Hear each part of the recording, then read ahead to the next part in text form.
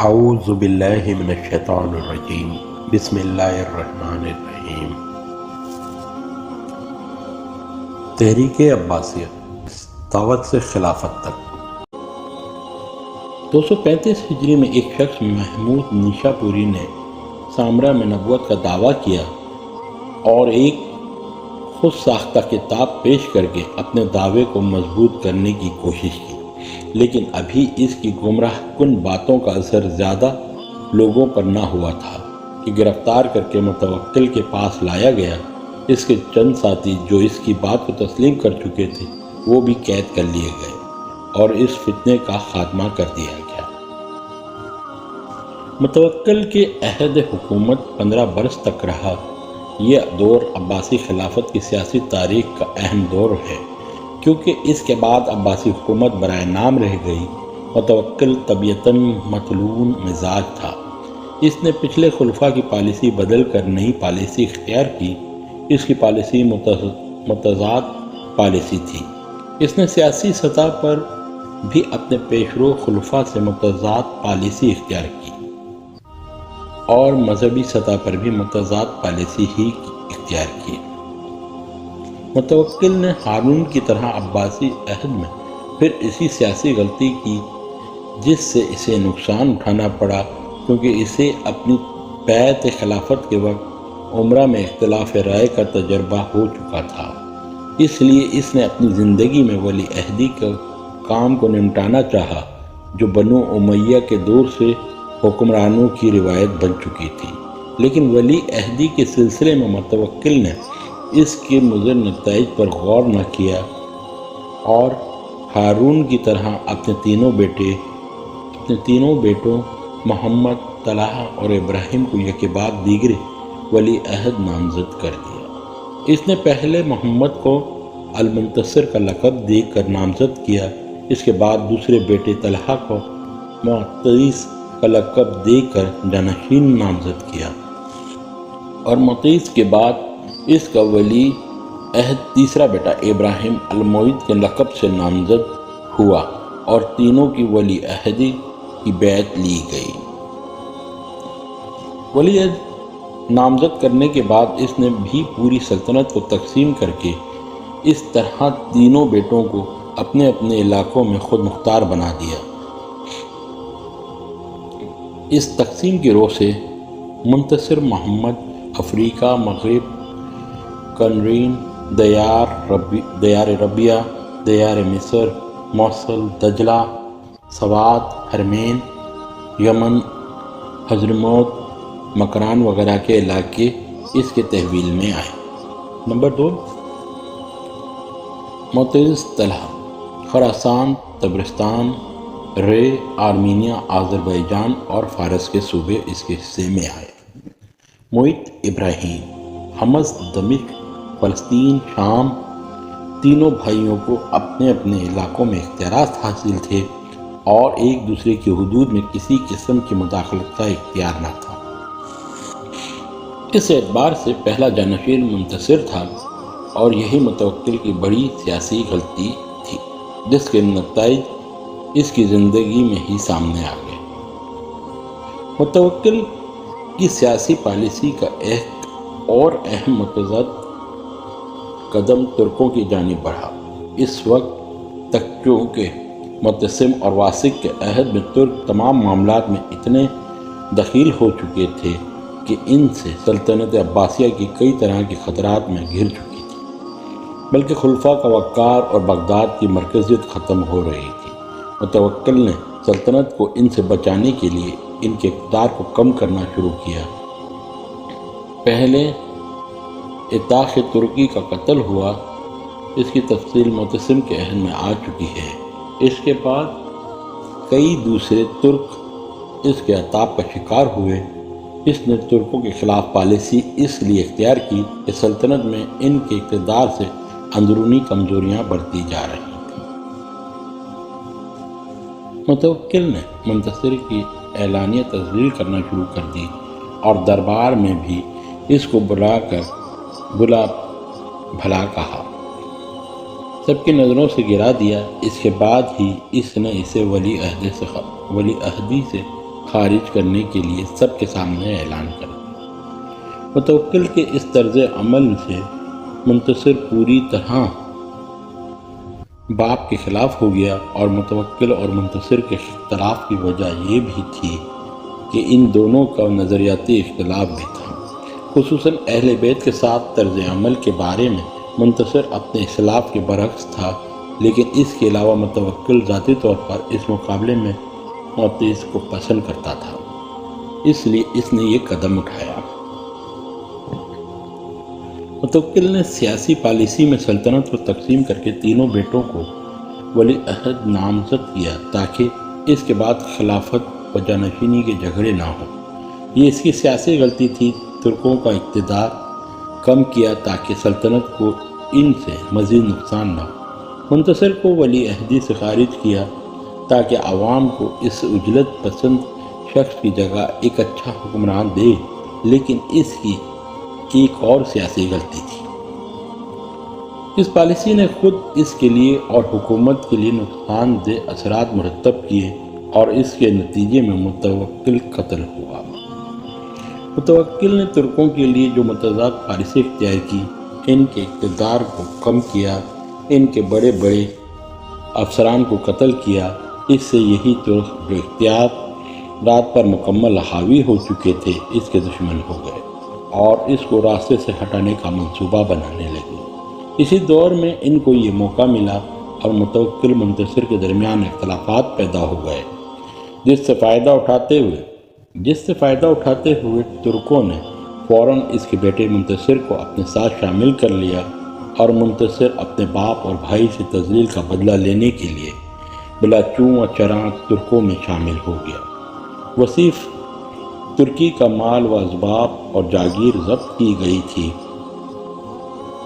اس لیے وصیف بھی دیگر ترکوں اور منتصر کے ساتھ متوکل کے خلاف ہو گیا، اور سب نے اس کو قتل کرنے کا منصوبہ بنایا۔ اس منصوبے پر عمل کرنے کے لیے وصیف نے ایک ترک موالیوں کو آمادہ کیا، اور ایک رات جب وہ دربار برخاست ہوا اور صرف چند آدمی باقی رہ گئے تو یہ لوگ محل میں گھس گئے اور متوکل پر ٹوٹ پڑے۔ ابن خاقان نے بچانے کی کوشش کی لیکن کامیاب نہ ہوا، اور متوکل کے ساتھ ابن خاقان بھی قتل ہوا، جس کے ساتھ ہی بنو عباس کا وقار، خلفاء کا احترام اور خلافت کی عظمت کا خاتمہ ہو گیا۔ 247 میں یہ واقعہ پیش آیا۔ مامون کے عہد سے خلق قرآن کی بدت جاری تھی۔ مامون نے وہ تمام عقائد، خیالات اور مناظرے و مباحثے بند کر دیے جن سے کتاب و سنت کی خلاف ورزی ہوتی تھی۔ ان میں سب سے اہم خلق قرآن تھا۔ متوکل نے اس کو روک کر امت مسلمہ پر ایک احسان کیا۔ متزلہ عقائد مامون کے بعد معتصم اور واثق کے عہد میں بھی فروغ پاتے رہے تھے، اور ان کو منوانے کے لیے جبر و تشدد کا سلسلہ جاری تھا۔ بے شمار لوگ جبر سے ان عقائد کو مان چکے تھے، اور کئی لوگ ان کو نہ ماننے کے جرم میں قید کی صحبتیں برداشت کر رہے تھے۔ کئی اپنی جائیدادوں اور املاک سے محروم ہو گئے تھے۔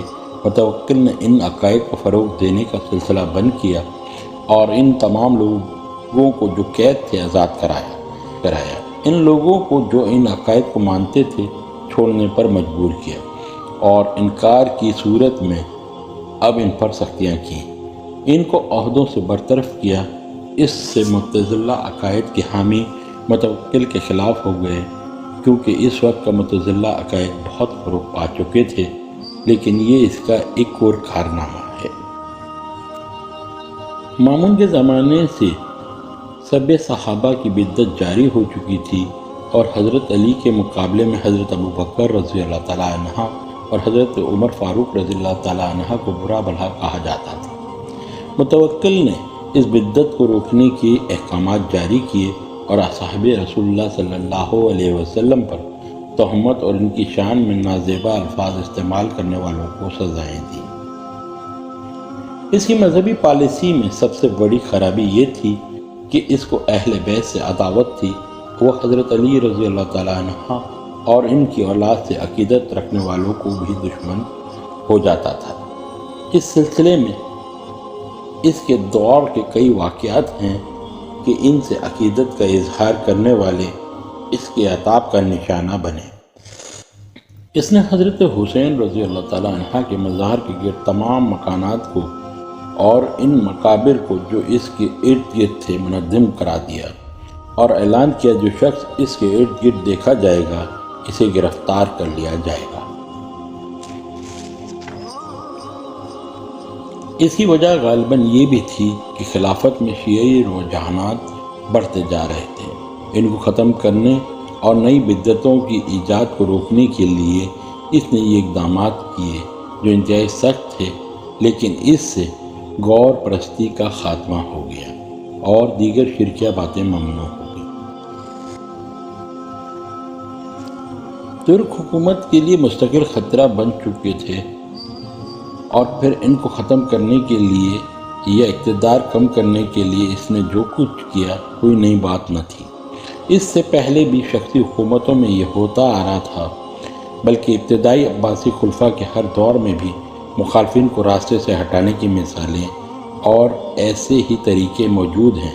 مثلا ابو مسلم خراسانی اور برامکہ جیسے خدمت گزار محض رکاوٹ بننے کے خوف سے اپنے انجام کو پہنچے۔ اس اعتبار سے ترکوں سے متوکل کا سلوک کوئی نئی بات نظر نہیں آتی۔ اگر بغور جائزہ لیا جائے تو اس کی پالیسی میں کئی مفید پہلو نظر آتے ہیں، جن میں معتزلی عقائد کا زور ٹوٹنا، گور پرستی ختم ہونا، کئی شرکیہ باتوں کا خاتمہ ہوا، سنت نبوی کا احیاء ہوا، احادیث نبوی کی اشاعت ہوئی، علماء سے عقیدت و محبت کا جوش لوگوں میں پیدا ہوا اور ان کی محبت سے دینی علوم میں اضافہ ہوا۔ اہم مسئلہ خلق قرآن کا خاتمہ تھا اور ترک کا اقتدار کم کر کے متوکل نے اپنی طاقت اور اہمیت کو منوا لیا۔ معتزلی عقائد کو نہ ماننے والے قید کی صحبتوں سے آزاد ہوئے اور سرکاری عہدوں پر فائز ہوئے۔ 245 ہجری میں متوکل نے ایک جدید شہر جعفریہ کے نام سے تعمیر کرایا اور اسے آباد کیا۔ اس کی تعمیر پر 2 لاکھ دینار صرف ہوئے۔ شہر کے بالکل بیچ میں ایک قصر تعمیر کروایا جس کا نام لؤلؤہ تھا۔ اس قصر کی بلندی اس زمانے کے تمام محلات سے زیادہ تھی۔ خوبصورتی اور آرائش میں اپنی مثال آپ تھا اور دیگر عباسی خلفاء کی تعمیر کردہ عمارت کی طرح جعفریہ کو بھی ایک اہم تعمیری کارنامہ کہا جا سکتا ہے۔ اس میں پانی کی ایک صاف و شفاف نہر اس کی خوبصورتی میں اضافہ کرتی تھی۔ یہ نہر جو پہاڑ کو کاٹ کر لائی گئی تھی، محل میں خوبصورت سما پیدا کرتی تھی۔ متوکل انتہائی سخی تھا، شورا کی قدردانی کرتا تھا اور ان کو انعام دینے میں تمام عباسی خلفاء سے آگے نکل گیا۔ علمی قابلیت میں دیگر خلفاء سے پیچھے تھا، عیش پسند تھا، راحت و آرام کو ترجیح دیتا تھا، طبیعتاً انصاف پسند اور نرم مزاج واقع ہوا۔ اس کا قول تھا کہ حکمران رعایا پر سختیاں اس لیے کرتے تھے کہ وہ ڈر کر ان کی اطاعت کریں، میں اس لیے نرمی کرتا ہوں کہ وہ مجھ سے محبت کریں۔ متوکل کے عہد میں 241 ہجری میں کچھ ارضی و سماوی آفات کا سلسلہ بھی شروع ہو گیا جس کی شدت 3 سال تک رہی اور اس کے ملک میں بیشتر حصوں میں تباہی و بربادی کے اثرات پیدا کر دیے۔ مقام رے میں زلزلے سے بے شمار مکانات منہدم ہوئے۔ یہ زلزلے کئی دنوں تک جاری رہے۔ ترکستان میں برفانی ہواؤں کے طوفان اٹھے۔ بعض اضلاع میں زلزلے کی شدت اتنی ہوئی کہ ہزارہ آدمی اپنی جانوں سے گزر گئے، بے شمار علاقے متاثر ہوئے۔ مغرب میں بھی زلزلہ آیا جس نے قلعے، پل اور مکانات تباہ کر دیے۔ فوجی چھاؤنیوں اور انطاکیہ کے علاقے میں زلزلہ آیا جس میں بے شمار گھر مسمار ہوئے اور جانی نقصان ہوا۔ یہاں تک کہ انطاکیہ کا پہاڑ زلزلے کی شدت سے ٹوٹ کر دریا میں گر گیا۔ دریا میں طغیانی آ گئی اور نہایت خوفناک آوازیں آنا شروع ہوئیں جس کی دہشت سے کئی آدمی مر گئے۔ جزیرہ اور شام کے علاقوں میں زلزلے کے جھٹکے محسوس ہوئے۔ مقام آب میں طوفانی بارشیں ہوئیں۔ لازکیہ میں زلزلے کے شدید جھٹکوں سے بہت کم باشندے زندہ بچے۔ متوکل نے ان تمام مصیبت زدہ لوگوں کو امداد باہم پہنچائی۔ لیکن اس کی تباہ کاریاں پورے ملک پر اثر انداز ہوئیں۔ سلطنت عباسیہ زوال کی جانب متوکل کے بعد عباسی خلافت برائے نام رہ گئی۔ اس کا وقار بغداد کی مرکزیت اور اتحاد کا خاتمہ ہو گیا۔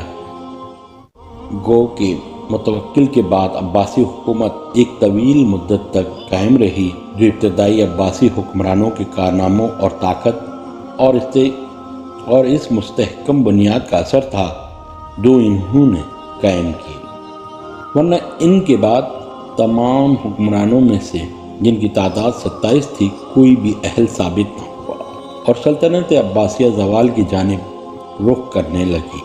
اس لیے بنو عباس کے عروج کی داستان متوکل پر ختم ہو جاتی ہے، اور اس کے باقی تمام جانشین جن میں سے بعض کا دور 20 سال سے بھی زائد رہا، خلافت کے زوال سے وابستہ ہے۔ ان کے دور کا کوئی قابل ذکر کارنامہ نہیں ہے، اس لیے ہم ان کے بارے میں اختصار سے بیان کرتے ہیں۔ زوال سے وابستہ حکمرانوں کی فہرست میں منتصر باللہ 247 ہجری تا 248 ہجری، مستعین باللہ 248 ہجری تا 251 ہجری، معتز باللہ 251 ہجری تا 255 ہجری، مہتدی باللہ 255 ہجری تا 256 ہجری، معتمد علی اللہ 256 ہجری تا 279 ہجری، معتصد باللہ 279 ہجری تا 289 ہجری، مقتفی باللہ 289 ہجری تا 295 ہجری، مقتدر باللہ 295 ہجری تا 320 ہجری، قاہر باللہ 320 ہجری تا 322 ہجری، راضی باللہ 322 ہجری تا 329 ہجری، متقی باللہ 329 ہجری تا 333 ہجری، مستقفی باللہ 333 ہجری تا 334 ہجری، متی اللہ 334 ہجری تا 363 ہجری، طاہر اللہ 363 ہجری تا 381 ہجری، قادر باللہ 381 ہجری تا 442 ہجری، قائم باللہ 448 ہجری تا 467 ہجری، مقتدی 467 ہجری تا 487 ہجری، مستظہر باللہ 487 ہجری تا 515 ہجری، مسترشد باللہ 516 ہجری تا 529 ہجری، راشد باللہ 529 ہجری تا 530 ہجری، مقتفی 530 ہجری تا 555 ہجری، مستجد 555 ہجری تا 566 ہجری، مصطفی 566 ہجری تا 575 ہجری، ناصر الدین 575 ہجری تا 622 ہجری، ظاہر بامر اللہ 622 ہجری تا 623 ہجری، مستنصر 623 ہجری تا 640 ہجری، مستعصم 640 ہجری تا 656 ہجری۔ لیکن منتصر اپنے باپ کے قتل کے بعد 247 ہجری میں تخت نشین ہوا۔ اس کی تخت نشینی کے وقت تمام تر نظام ترکوں کے ہاتھ میں تھا اور عباسی خلفاء کی قوت و اقتدار ختم ہو چکا تھا، اس لیے منتصر کوئی کامیاب حکمران ثابت نہ ہو سکا۔ اس کے عہد میں چند واقعات پیش آئے۔ اپنے دونوں بھائیوں معتز اور معید کو ولی عہدی سے خارج کر دیا، جس میں ترکوں کا ہاتھ تھا۔ منتصر نے ولی عہدی سے خارج کرنے کے بعد بھائیوں کو بتایا کہ اگر میں ایسا نہ کرتا تو کوئی تم دونوں کو قتل کر دیتا۔ اس کا اشارہ ترکوں کی طرف تھا۔ باپ کے قتل پر افسوس کا اظہار کیا۔ 248 ہجری میں بیمار ہوا اور انتقال کیا۔ ذاتی طور پر عدل و انصاف، نرمی، ضبط و حلم اور دیگر اوصاف میں متوکل سے مشابہ تھا۔ سخاوت میں متحمل مزاجی اس کی خاص خوبیاں تھیں۔ آل علی سے عقیدت کا جذبہ رکھتا تھا۔ مستعین باللہ احمد بن محمد منتصر نے معتز اور معید کو ولی عہد سے خارج کرنے کے بعد کسی کو اپنا جانشین نامزد نہیں کیا تھا، اس لیے اس کی وفات کے بعد جانشینی کے مسئلے نے بڑا اختلاف پیدا کیا اور معتز اور معید ترکوں کی مرضی کے خلاف خلافت نہیں کر سکتے تھے۔ اس لیے معتصم کے پوتے مستعین کو برائے نام خلیفے کی حیثیت سے پسند کیا گیا اور 248 ہجری میں مستعین تخت نشین ہوا۔ 256 ہجری میں مستعین کے انکار کے بعد ترکوں نے معتز کو قید سے نکال کر اس کی بیعت خلافت کی اور اس کی خلافت کے عام اعلان کیا گیا۔ اہل بغداد کی حمایت میں مستعین نے معتز سے بے شمار معرکے کیے لیکن کامیابی نہ ہو سکی۔ 252 ہجری میں اپنی شکست کا یقین کرتے ہوئے مستعین نے چند باتوں کا وعدہ لے کر خلافت سے دستبرداری قبول کر لی۔ اس نے وعدہ لیا کہ اس کے مال و متاع اور عزیزوں کو کوئی نقصان نہ پہنچایا جائے اور معزولی کے بعد وہ مکے میں قیام کرے گا۔ اگر معتز اس پر قائم نہ رہا تو اس کی بیعت توڑ دی جائے گی۔ معتز نے جان و مال اور عزیزوں کی حفاظت کا وعدہ لیا لیکن مکے کی بجائے اسے بغداد میں ہی رکھا۔ اس کا مختصر عہد شورشوں اور مخالفتوں کا عہد تھا، وہ کوئی کارنامہ انجام نہ دے سکا۔ معتز باللہ ابو عبداللہ محمد مستعین کی خلافت سے دستبرداری کے بعد 251 میں معتز کی عام بیعت ہوئی اور اس کی خلافت کا آغاز ہوا۔ اس کی حیثیت بھی برائے نام تھی اور اصل اختیارات ترکوں کے پاس تھے۔ اس عہد میں بھی کئی واقعات پیش آئے۔ ترکوں نے تنخواہ حاصل کرنے کے لیے بغاوت کر دی لیکن خزانہ خالی تھا۔ معتز ان کا مطالبہ پورا نہ کر سکا، جس پر ترکوں نے محل پر حملہ کر دیا اور محل کے اندر گھس کر اسے اس طرح پیٹا اور تذلیل کی کہ اس طرح کسی بڑے مجرم کی بھی نہیں کی جا سکتی، اور سزا دینے کے لیے اس کا دانہ پانی بند کر دیا اور اسے خلافت سے معزول کر دیا۔ 255 ہجری میں معتز نے جان و مال کی امان لے کر باقاعدہ خلافت سے دستبرداری کا اعلان کیا، جس کے بعد اسے قید کر دیا گیا۔ تمام عہد ترکوں سے تکالیف میں گزرا، ایک دن بھی اسے ترکوں سے چین نہ آیا اور ہمہ وقت شورشوں اور انقلابوں کی نظر رہا۔ مہتدی باللہ محمد بن واسق معتز کی معزولی اور خلافت سے دستبرداری کے بعد باقاعدہ اعلان کے بعد ترکوں نے واسق کے بیٹے مہتدی کو خلافت دی۔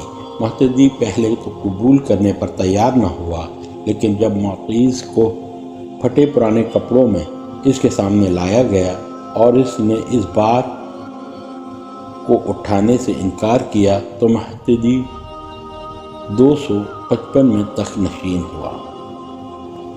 مہتدی کا دور انتہائی مختصر رہا۔ اس مختصر عرصے میں اپنی خوبیوں کے باوجود ان سے کوئی کام نہ لے سکا۔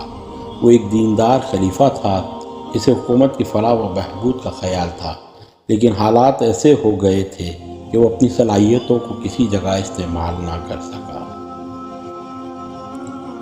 معتمد علی اللہ احمد بن متوکل مہتدی کی خلافت سے معزولی اور قتل کے بعد ترکوں نے متوکل کے بیٹے معتمد کو خلیفہ بنایا، جو 256 ہجری میں اس کی عام بیعت ہوئی اور آغاز خلافت اسے بھی دیگر حکمرانوں کی طرح سکون نصیب نہ ہوا۔ معتمد کے عہد میں کچھ بیرونی مہمات ہوئیں جن میں رومیوں کے خلاف کارروائیاں بھی شامل تھیں۔ 278 ہجری میں معتمد کے ولی عہد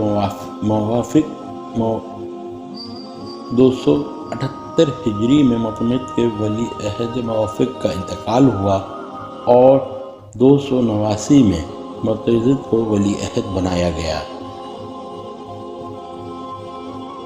289 میں اچانک معتمد کا انتقال ہو گیا۔ اس نے تقریباً 48 برس حکومت کی۔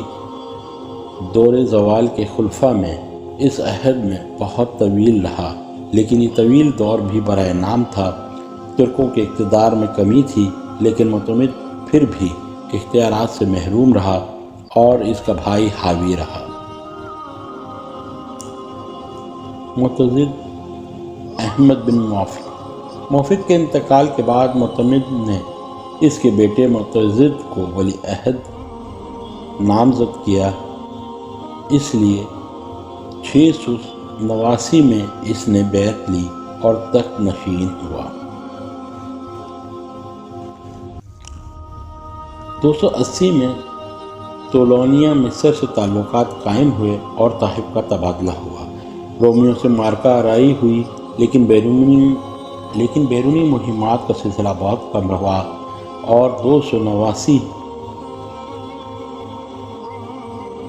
میں بیماری کے بعد انتقال ہوا۔ اس کا عہد نسبتاً شورشوں کے اعتبار سے پرسکون تھا۔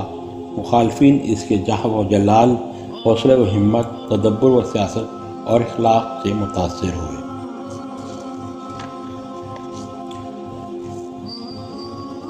مقتفی باللہ علی بن معتضد کے بعد اس کا بیٹا مقتفی میں تخت نشین ہوا۔ اس کے عہد میں بھی کئی واقعات پیش آئے۔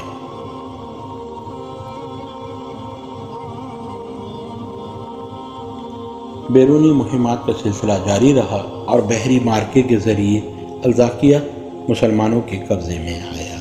مقتفی کا انتقال ہوا۔ طبیعتاً نرم مزاج، متحمل مزاج، رعایا اور بے مقبول تو ہوا، لیکن معتضد نے ایک بار پھر خلفاء کا وقار قائم کرنے کی کوشش کی تھی۔ وہ کھٹ گیا اور سلطنت اسی طرح زوال کی جانب جاتی رہی۔ مقتدر باللہ جعفر بن معتضد مقتفی کی وفات کے بعد اس کا چھوٹا بھائی، جس کی عمر صرف 13 برس تھی، تخت نشین ہوا، جبکہ کئی اراکین سلطنت اس کی کم سنی کی وجہ سے خلیفہ کی حیثیت سے مخالف تھے، لیکن وزیر عباس نے اپنے فائدے کی خاطر اس کی بیعت خلافت لی، اور وزیر عباس نے حق بیعت کے نام سے بیت المال سے ایک بڑی رقم لے کر عباسی تاریخ میں مثال قائم کی۔ مقتدر کی مخالفت کرنے والے امراء قتل کیے گئے یا قید کیے گئے۔ ان میں سب سے بڑا مخالف حسین بن حمدان 305 میں قتل کر دیا گیا۔ 304 میں امیر یوسف نے بغاوت کی اور گرفتار ہوا، لیکن 310 میں مقتدر نے اس کے خطاؤں کو معاف کیا اور آذربائیجان اور رے کا علاقہ دے دیا۔ 298 ہجری میں صفاری حکومت کا خاتمہ ہوا۔ عراق اور شام میں 315 میں پھر کرامتہ کی شورش بڑے زور شور سے اٹھی۔ بے شمار مقابلے ہوئے، لیکن ان کا مکمل خاتمہ ہوا۔ 297 ہجری میں شمالی افریقہ میں فاطمی خلافت کی بنیاد پڑی، جس کی اہم بات یہ تھی کہ یہ خلافت بغداد کی سیادت سے بالکل آزاد تھی اور ہر اعتبار سے اس کے مد مقابل تھی۔ 320 میں مونس کے مصر پر قبضے کے بعد بغداد کی فوجیں بھی اس کے پاس پہنچ گئیں اور شام و مصر کے حامی بھی آ گئے۔ ان سب کو لے کر مونس نے بغداد پر فوج کشی کی۔ 320 میں مونس اور مقتدر کا مقابلہ ہوا، جس میں مقتدر اپنی کمزوری کے باعث شکست کھا گیا اور قتل کر دیا گیا، لیکن یہ قتل بھی ترکوں کے ہاتھ ہوا، جس کو انتہائی عبرتناک طریقے سے قتل کیا گیا اور لاش کی بھی بے حرمتی ہوئی۔ مقتدر بھی ایک نااہل خلیفہ تھا۔ اپنی نااہلیت کی بنا پر حکومت کو تو کوئی سہارا نہ دے سکا، لیکن اس کے انجام انتہائی عبرتناک ہوا۔ یہ قتل ترکوں کی بڑی جسارت تھی، جس سے خلفاء کی رہی سہی عظمت و وقار کا بھی خاتمہ ہوا۔ قاہر باللہ محمد بن معتضد مقتدر کے بعد قاہر باللہ کی خلافت کا آغاز ہوا۔ مقتدر کے بعد خلافت کا مسئلہ پیدا ہوا اور مختلف پہلوؤں پر بحث کے بعد امراء نے قاہر کا نام لیا اور 320 ہجری میں تخت نشین ہوا۔ 322 ہجری میں مخالفین نے قصر خلافت پر حملہ کر دیا۔ باغی فوجوں نے اسے محل سے باہر نکلنے کا موقع بھی نہیں دیا اور وہ جان بچا کر ایک حمام کی چھت پر چڑھ گیا۔ مخالفین نے یہاں بھی پیچھا کیا اور اس پر تیر برسا کر گرا دیا، پھر قید کر کر اس کی آنکھیں گرم سلائیوں سے ضائع کر دیں۔ ترکوں کے ہاتھوں ایک اور عباسی خلیفہ کا ایسا ہولناک انجام ہوا اور عباسی تاریخ میں ایک اور نااہل اور مظلوم خلیفہ کا نام لکھا گیا۔ رازی باللہ احمد بن مقتدر کا بیٹا رازی قاہر کا عبرتناک انجام کے بعد ترکوں کی ہوس کا نشانہ بننے کے لیے تخت نشین ہوا، جو اس وقت قید میں تھا۔ 322 میں اسے قید سے نکال کر بیعت کی گئی۔ مقتدر کے ایک عزیز ہارون بن غریب نے بغاوت کی اور قتل ہوا۔ رازی نے عماد الدولہ علی بن بویہ کی حکومت کی تصدیق کی اور اس سے اپنی اطاعت اور خدمے میں نام لینے کا وعدہ لیا۔ ترک افسران نے بغاوت کی اور فتنہ انگیزی سے نقصان پہنچایا۔ 329 میں رازی کا انتقال ہوا۔ اس نے اپنے عہد میں حکومت کا ظاہری ٹھاٹھ اور وقار قائم کیا، لیکن جڑیں کھوکھلی ہونے کی وجہ سے حکومت کے پرخچے اڑ گئے۔ بے شمار علاقے حکومت کے ہاتھ سے نکل گئے اور خود مختار حکومتوں کے قیام میں اضافہ ہوا۔ عراق سے لے کر سندھ تک دولت عباسیہ ٹکڑے ٹکڑے ہو گئی۔ متقی باللہ ابراہیم بن مقتدر رازی باللہ کے بعد اس کا بھائی ابراہیم متقی تک نشین ہوا۔ اس کے عہد میں بھی کئی واقعات ہوئے۔ تمام اختیارات سابق امیر الامراء کے ہاتھ میں دے دیے گئے۔ امیر الامراء بحکم کے انتقال کے بعد ترک سالار گورتکین بغداد پر قابض ہوا اور بے بس خلیفہ نے اسے امیر الامراء بنایا، جسے ابن رائق نے شکست دی اور بغداد پر قبضہ کر لیا۔ امیر الامراء کے عہدے پر بحال ہوا، لیکن زیادہ عرصے تک اس عہدے پر قائم نہ رہ سکا اور فوج نے اس کا ساتھ چھوڑ کر ابن بریدی سے تعلق قائم کر لیا۔ ابن بریدی نے بغداد کو خوب لوٹا اور اہل کوفہ بغداد کو بھاگنا پڑا۔ ابن بریدی نے بغداد کو خوب لوٹا اور اہل بغداد کو بھاگنا پڑا۔ متقی اور تورن ایک ترک سپہ سالار میں بدگمانی پیدا ہو گئی۔ ابن بریدی کے بغداد لوٹنے سے متقی موصل روانہ ہو گیا، لیکن تورن نے موصل کے حاکم کو شکست دی اور خلیفہ کو بغداد لے آیا۔ متقی کو تورن سے خوف پیدا ہوا اور وہ رقہ بھاگ گیا۔ تورن نے بغداد میں اس کے استقبال کے بعد اس کی آنکھوں میں گرم سلائیاں پھروا دیں اور بغداد میں خلافت سے معزول کر دیا۔ اس کے ساتھ ہی بغداد میں فتنہ و فساد کا بازار گرم ہوا، جس پر اندھا خلیفہ متقی 333 ہجری میں معزولی کے بعد بغداد چھوڑ کر بھاگنے پر مجبور ہوا۔ مستخفی باللہ متقی کے بعد 333 میں ایک اور برائے نام خلیفہ مستخفی باللہ تک نشین ہوا اور متقی کے بعد زیادہ عرصے تک تورون جیسے ظالم و جابر ترک بھی زندہ نہ رہا۔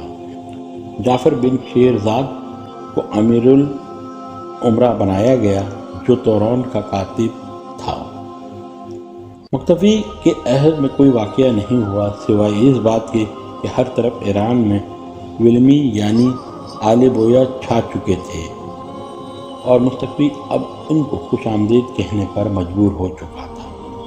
آل بویہ بھی ترکوں کی طرح عباسی خلفاء کی نااہلیت اور کمزور حکومت سے فائدہ اٹھاتے رہے۔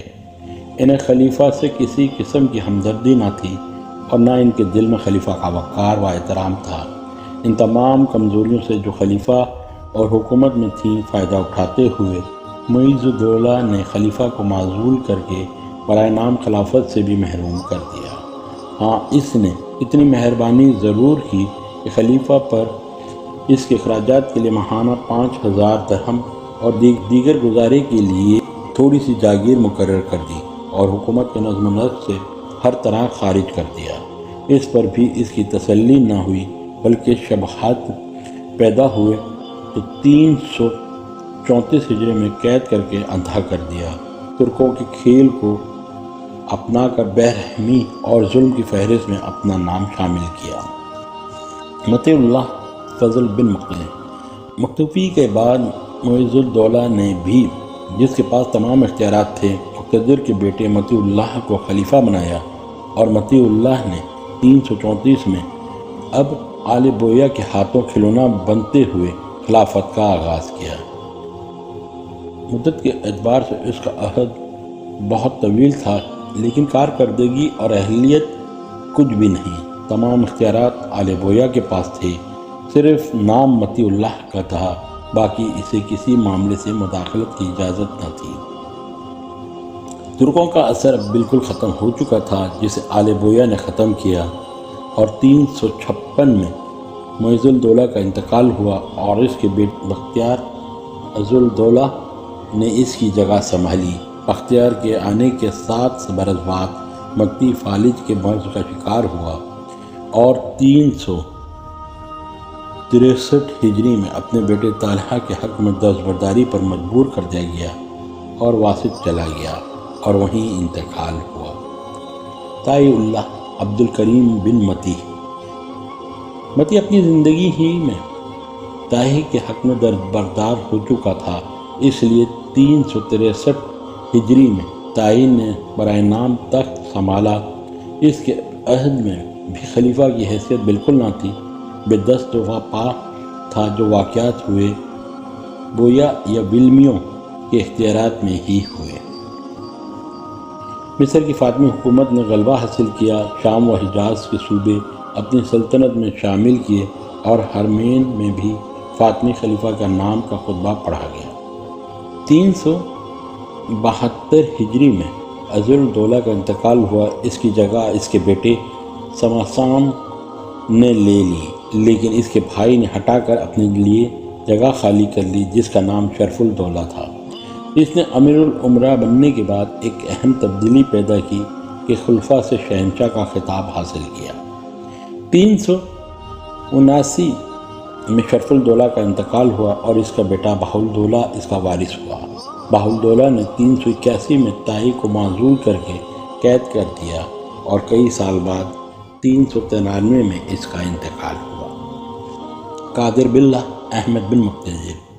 تائی کی معزولی کے بعد قادر باللہ کو، جو مقتدر کا بیٹا تھا، خلیفہ بنایا گیا۔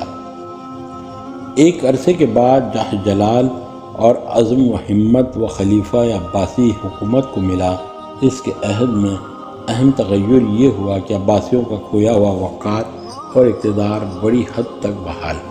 دربار قادر باللہ نے منعقد کیا، جس میں بہادین نے اور قادر نے ایک دوسرے کے وفادار رہنے کی قسمیں کھائیں اور تائی کے زمانے میں خلیفہ بغداد کی تجدید کی تلافی کرنے کی کوشش کی۔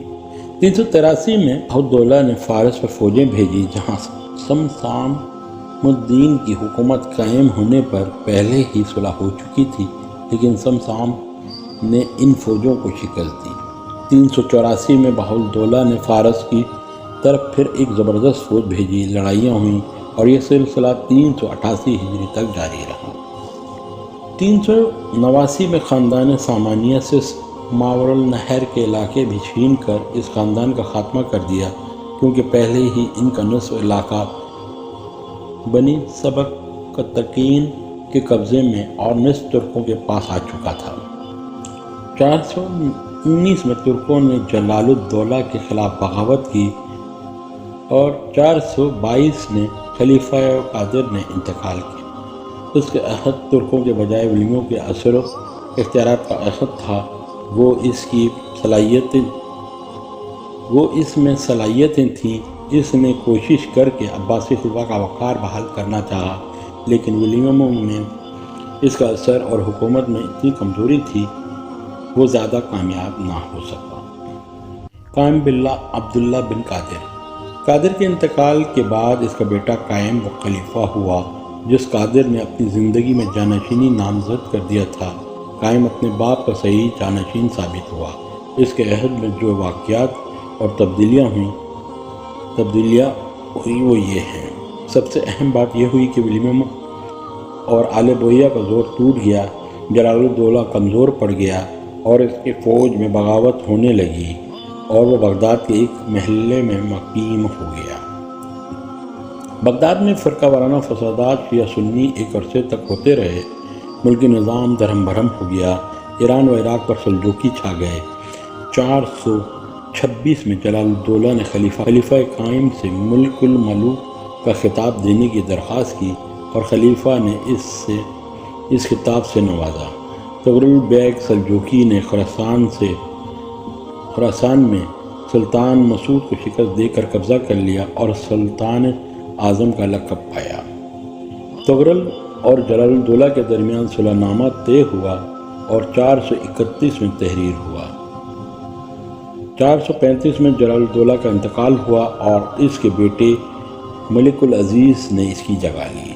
442 ہجری میں تغرل نے اصفہان پر بھی قبضہ کر لیا اور اسی سال اس کے بھائی نے فارس پر بھی قبضہ کر لیا۔ خلیفہ قائم نے 442 میں تغرل کے پاس ان تمام صوبوں کی سند حکومت بھیجی اور بغداد آنے کی دعوت دی، اور 443 میں تغرل بغداد آیا اور خلیفہ کی دست بوسی کا فخر حاصل کر کے عزت و اعزاز سے مشرف ہو کر واپس چلا گیا۔ 455 میں تغرل کا انتقال ہوا اور الاپ ارسلان نے اس کی جگہ لی اور بغداد میں اس کے نام پر خطبہ پڑھا گیا اور نظام الملک طوسی کو وزیر اعظم بنایا گیا۔ 463 میں حلب کے اندر بھی خلیفہ قائم سلطان الاپ ارسلان کا خطبہ پڑھا گیا اور الاپ ارسلان نے رومیوں کو شکست دے کر شام و حجاز میں عباسی خلافت قائم کی۔ 465 میں الاپ ارسلان کا انتقال ہوا اور اس کا بیٹا لچ شاہ اس کی جگہ آیا، جس نے عباسی خلیفہ کا اعتماد اور خوشنودی حاصل کی۔ 467 ہجری میں قائم کا انتقال ہوا۔ اس کا عہد بھی طویل ترین عہد ہے، جس میں آل بویہ کا زور ٹوٹا اور سلجوقیوں نے اپنے قدم جمائے اور خلیفہ کا اعتماد حاصل کیا۔ ترکوں کے اثر سے یہ دور پاک رہا، لیکن عباسی خلافت کی حیثیت وہی رہی۔ اس کی مردہ روح میں جان ڈالنے کی ہمت اس خلیفہ نے بھی نہ کی۔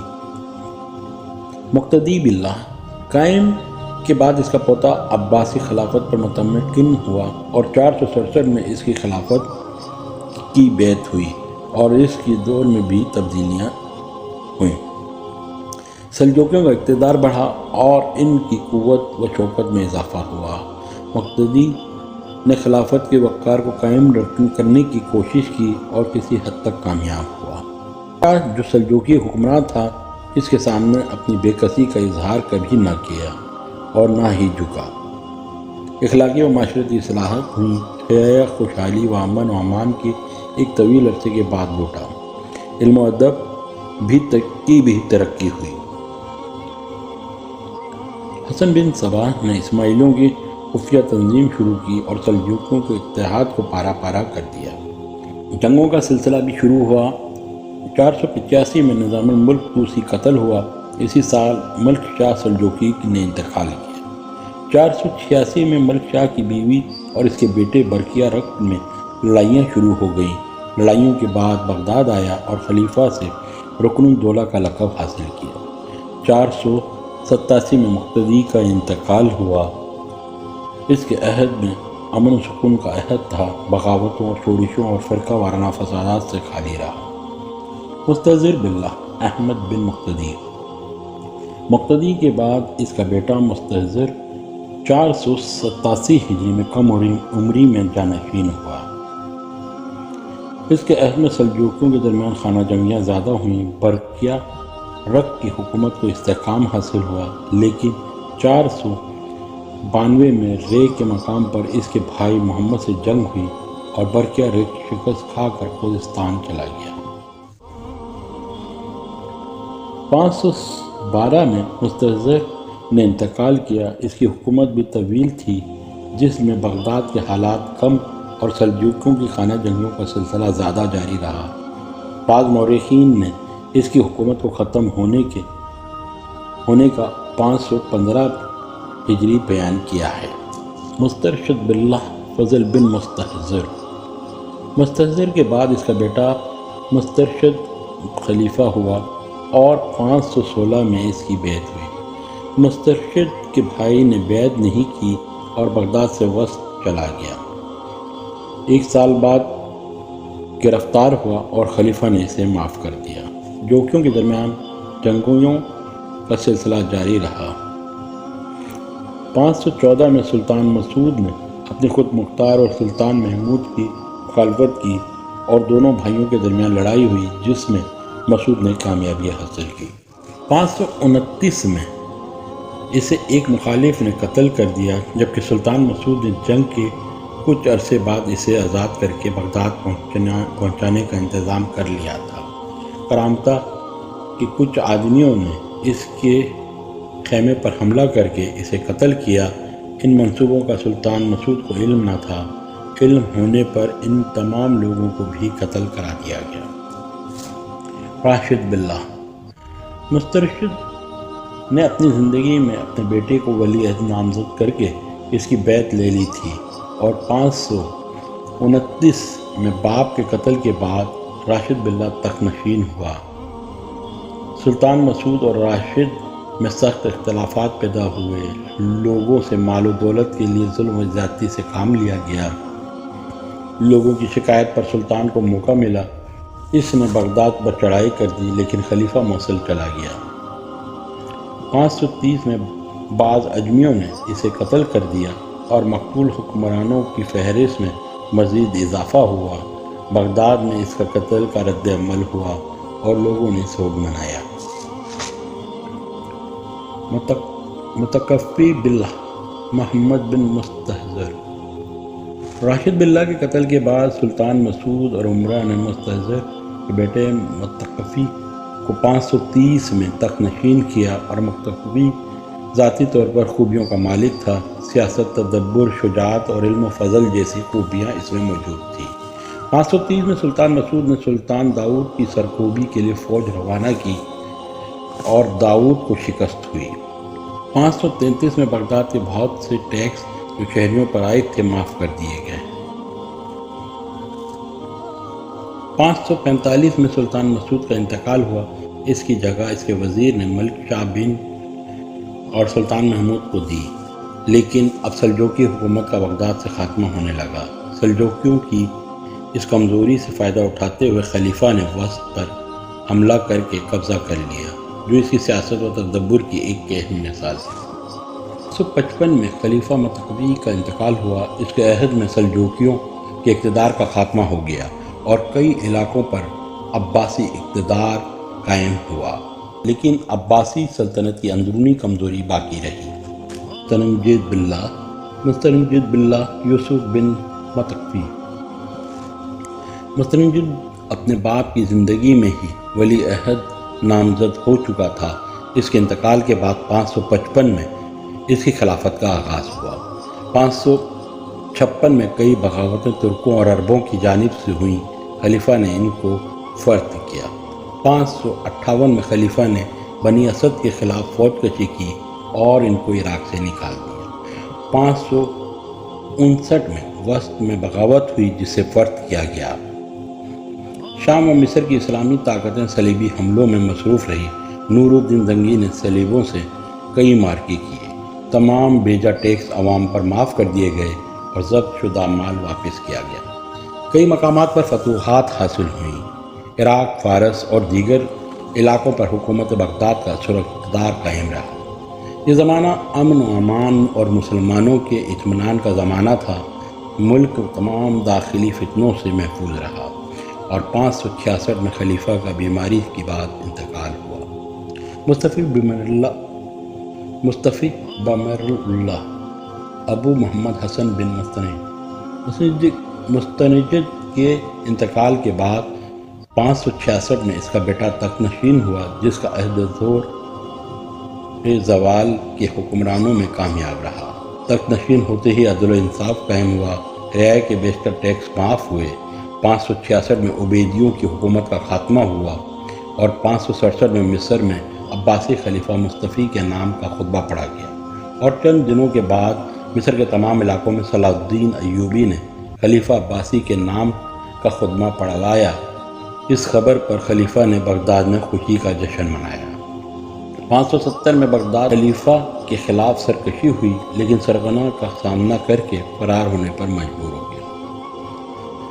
دنیا اسلام کے اکثر فرما رواں اس کے متی ہوئے ملک میں امن و امان اور خوشحالی قائم ہوئی۔ مصر میں فاطمی خلافت کا خاتمہ ہوا۔ اس حکمراں کے عہد میں اہم واقعہ یہ تھا۔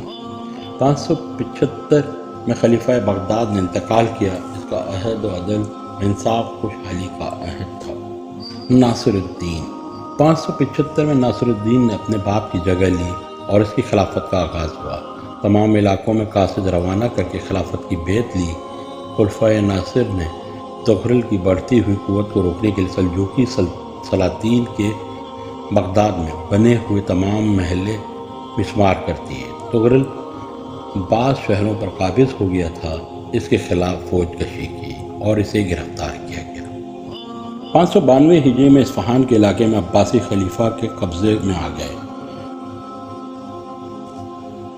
583 میں صلاح الدین ایوبی نے رومیوں کے بہت سے شہر فتح کیے۔ 589 میں سلطان صلاح الدین نے وفات پائی۔ دنیا اسلام کے بیشتر سلاطین نے اس خلیفہ کی اطاعت کی۔ بیت المقدس صلیبیوں کے اثر سے اسی دور میں آزاد ہوا۔ تاتاریوں کا زبردست طوفان اسی عہد میں اٹھا، جس کی تباہی نے دنیا اسلام کو ریزہ ریزہ کر دیا۔ 622 میں ناصر الدین کا انتقال ہوا۔ اس کے عہد میں تاتاریوں کے طوفان نے شدت کی تباہی کے مناظر پیش کیے۔ ظاہر باللہ بن ناصر الدین ناصر الدین کے بعد اس کا بیٹا 622 میں تخت نشین ہوا اور عدل و انصاف کو قائم رکھا۔ رعایا کو راحت و سکون پہنچایا اور تمام ٹیکس معاف کیے۔ قرض داروں کے قرض ادا کیے، علماء کی قدردانی کی اور بہت مال و زر ان کو عطا کیا۔ اس کا عہد اصلاحات کا عہد تھا، اس لیے مورخین نے اس کے عہد کو حضرت عمر بن عبدالعزیز کے عہد سے مشابہ قرار دیا، لیکن زندگی نے ساتھ نہ دیا اور مختصر حکومت کے بعد 623 ہجری میں انتقال ہوا۔ تنصر باللہ بن ظاہر کی وفات کے بعد 623 میں اس کا بیٹا تخت نشین ہوا۔ اوصاف و اخلاق میں اپنے باپ سے ملتا تھا، عدل و انصاف کو قائم کیا، دین کی خدمت کی اور بغداد میں مستنصریہ کے نام سے ایک مدرسہ بنوایا۔ اس میں بڑے بڑے علماء مقرر کیے۔ اس میں ایک کتب خانہ قائم کیا جس میں بے شمار کتابیں ہر علوم کی جمع کی۔ حدیث، نحو، طب اور دیگر علوم کے تدریس کے لیے استاد مقرر کیے، جن کے کھانے پینے کے اخراجات مدرسے کی طرف سے ادا ہوتے تھے۔ 628 میں ملک اشرف نے دارالحدیث اشرفیہ کی بنیاد رکھی اور 629 میں اندلس میں دعوت عباسیہ کو پھیلایا گیا۔ ملک میں امن و امان کی کوششیں کیں، لیکن تاتاریوں نے ایسا طوفان مچایا کہ کئی صوبوں پر قبضہ کرنا شروع کیا، اور ان کی کامیابی خلافت عباسیہ کے لیے آخری سانسیں تھیں۔ تاتاریوں نے بحیرہ روم اور بحیرہ اسود تک تمام ملکوں کو اپنی لپیٹ میں لے لیا۔ عراق پر عباسی خلیفہ کا تسلط تھا۔ اس نے تاتاریوں کے مقابلے کے لیے ایک زبردست فوج تیار کی، لیکن اب وقت نکل چکا تھا۔ 640 میں مستنصر کا انتقال ہوا۔ آخری حکمراں مستعصم باللہ بن مستنصر کے انتقال کے بعد عباسیوں کا آخری تاجدار اس کا بیٹا مستعصم 640 ہجری میں تخت نشین ہوا، جو اپنی صلاحیتوں کی کمی کے باعث آخری حکمران ثابت ہوا۔ مستعصم سکھ خلافت کا 37واں حکمراں تھا۔ تمام اختیارات اپنے وزیر ابن القمی کو دیے، جو شیعہ تھا۔ قمی نے اختیارات ملتے ہی خلیفہ کو کٹ پتلی بنا کر اس کے ڈور اپنے ہاتھ میں لے لی، جس سے پچھلے چند حکمرانوں کی بنائی ہوئی ساکھ اور عقار پھر ختم ہو گئی، اور وزیر اقلیمی نے سیاہ و سفید کا مالک بن کر بے دست و پا کر دیا۔ ولیمو آل بویا کے زمانے کی بدعتیں پھر سے جاری ہو گئیں، جس سے شیعہ سنی فرقے وارانہ اختلافات و فسادات ہونے لگے۔ الکمی نے خلافت عباسیہ کو مٹانے اور علوی حکومت کو قائم کرنے کی کوشش شروع کی۔ خلیفہ کو اس سازش سے باخبر کیا گیا، لیکن وہ اپنی کمزوری اور احمقانہ طبیعت سے اس کی طرف توجہ نہ دے سکا اور الکمی کی مکرانہ باتوں میں آ گیا۔ خلیفہ کی نااہلیت اور حکومت سے لاپرواہی میں اس کا دوست خواجہ نصیر الدین بھی شامل تھا اور بغداد کی تباہی کے تمام سامان تیار تھے۔ بغداد پر ہلاکوں کا حملہ ہوا اور 656 میں خلیفہ معتصم قتل ہوا، جس کے بعد عباسیوں کی یہ برائے نام حکومت بھی ختم ہو۔ عباسی خلافت وسوسہ حکمران متوکل کے بعد 647 میں وہ نہ رہی جو ان ابتدائی حکمرانوں کے دور میں تھی، بلکہ اس کی تمام عظمت وقار ساکھ اور حکومت کی مرکزیت بکھرتی چلی گئی۔ گو کہ اس کے بعد بھی 27 حکمران برسر اقتدار آئے اور بعض کا عہد 20 سال تھا، بعض اس سے بھی زائد عرصے تک نشین رہے، مگر ان تمام 27 حکمرانوں کے عہد کے واقعات کا جائزہ لینے کے بعد یہ حقیقت سامنے آتی ہے کہ اصل عباسی عہد تو متوکل کے بعد ہی ختم ہو گیا اور ان کے بعد حکمرانوں نے سلطنت عباسیہ کو مختلف طاقتوں کے سپرد کیا۔ عباسی خلافت 500 سال سے بھی زائد عرصے تک قائم رہی، لیکن اس طویل ترین مدت کا تقریباً 1/4 زمانہ عروج و ترقیوں کا زمانہ ہے، شان و شوکت، وقار و عظمت کا دور ہے، لیکن اس کے بعد تقریباً 400 سالہ عہد دور زوال کہلاتا ہے، جہاں کہیں کہیں علوم و فنون کی ترقی بھی نظر آتی ہے اور کہیں معاشی خوشحالی اور امن و سکون بھی ہے، کہیں حق و انصاف اور کہیں داخلی انتشار سے فارغ دور بھی نظر آتا ہے۔ عباسیہ کے زوال کے محرکات و اسباب یہ بھی ہیں کہ سلطنت عباسیہ کے قیام تحریک کے طویل سفر کے بعد 132 ہجری میں ہوا اور 500 سال سے بھی زائد عرصے تک عباسی خاندان تخت خلافت پر متمکن رہا، جس میں ابتدائی 1/4 حصہ عروج و اقتدار، عظمت و وقار اور مکمل قیادت و سیادت کا ہے، لیکن 1/4 دور کی خلافت کے بعد 400 سالہ طویل دور زوال پذیر کا دور ہے۔ اس میں حکمران کی نااہلیت سے آہستہ آہستہ سے سختی رہی اور آخر کار 656 ہجری میں ہولناک تباہی سے مکمل زوال آیا۔ ہر حکومت عروج کے بعد زوال پذیر ہوتی ہے، شخصی حکومتوں میں عروج کے بعد زوال آتا ہے اور پھر دوسری حکومت اس کی جگہ لیتی ہے، لیکن کسی بھی حکومت کو ایک دم ہی زوال نہیں آتا، بلکہ اس میں بہت سے ہاتھ شامل ہوتے ہیں، بہت سے عوامل و محرکات وقتاً و فوقتاً رونما ہوتے ہیں اور زوال کا سبب بنتے ہیں۔ عباسی عہد کے زوال بھی ایسے ہی اسباب تھے۔